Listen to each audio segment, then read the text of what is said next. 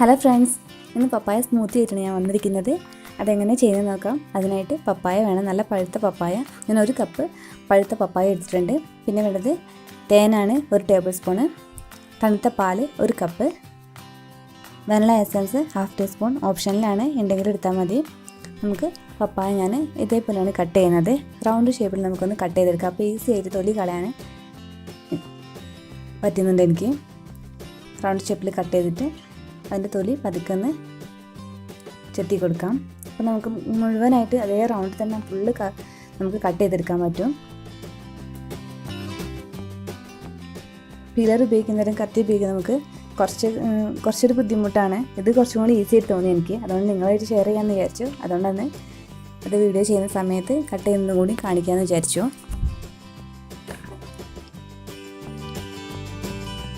ഇതേപോലെ തൊലി മുഴുവനും നമുക്ക് മാറ്റിയെടുക്കാം.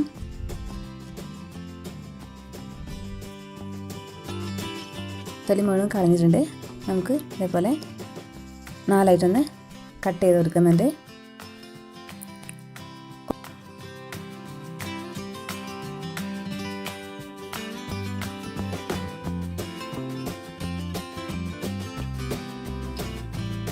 തൊലി മുഴുവൻ ഞാൻ കളഞ്ഞെടുത്തിട്ടുണ്ട്. നമുക്കിനി ഇതിൻ്റെ ഉള്ളിലത്തെ സ്കിന്ന് കുറച്ചൊന്ന് റിമൂവ് ചെയ്തെടുക്കാം.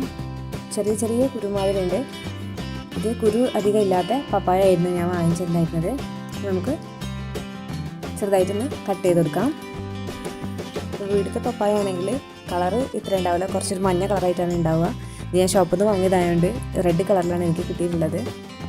പപ്പായ ജ്യൂസ് അടിക്കുമ്പോൾ എനിക്ക് തോന്നിയുള്ളൊരു കാര്യമാണ്, അപ്പോൾ ജ്യൂസ് അടിച്ച് നമ്മൾ കുറച്ച് സമയം കഴിഞ്ഞ ശേഷം എന്തായാലും ചെറിയൊരു കയ്പ്പ് ഉണ്ടാവാറുണ്ട്. അപ്പോൾ നമ്മൾ പപ്പായ ജ്യൂസ് ഉണ്ടാക്കി ഉടനെ തന്നെ കഴിക്കുന്നതാണ് ഏറ്റവും നല്ലത്.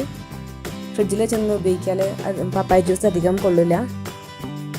നമുക്ക് ജ്യൂസ് ഉണ്ടാക്കാൻ തുടങ്ങാം. അതിനായിട്ട് കട്ട് ചെയ്ത പപ്പായ 1 കപ്പ് മിക്സിൻ്റെ ജാറിലേക്ക് ഇട്ടെടുക്കാം. ഇതിലേക്ക് നല്ല എസൻസ് ആണ് പിന്നെ ഒഴിച്ചെടുക്കുന്നത്. ഒരു 1/2 ടീസ്പൂൺ നല്ല എസൻസ് ഒഴിച്ചെടുക്കുന്നുണ്ട്.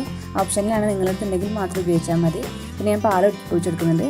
1 കപ്പ് നമ്മൾ പാലെടുത്തിട്ടുണ്ടായിരുന്നു. അതിന് കുറച്ച് ഭാഗം ഒഴിച്ചിട്ട് നന്നായിരുന്നു അടിച്ചെടുത്തിട്ടുണ്ട്. ബാക്കിയുള്ള പാലും കൂടി ഇതിലേക്ക് ഒഴിച്ചെടുക്കാം.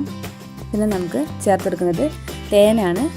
തേൻ ഇഷ്ടമല്ലെങ്കിൽ പഞ്ചസാര ചേർത്ത് കൊടുക്കാം. നമ്മുടെ മധുരത്തിന് അനുസരിച്ചുള്ള പഞ്ചസാര ചേർത്ത് കൊടുക്കാം. പിന്നെ 1 ടേബിൾ സ്പൂൺ തേൻ ഒഴിച്ചു കൊടുക്കുന്നുണ്ട്. നമ്മുടെ സ്മൂത്തി റെഡി ആയിരുന്ന ഒരു ഗ്ലാസ്സിലേക്ക് ഒഴിച്ചു കൊടുക്കാം.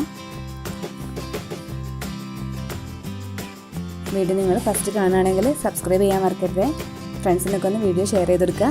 അപ്പോൾ പുതിയ റെസിപ്പി ആയിട്ട് കാണാം. Thanks for watching.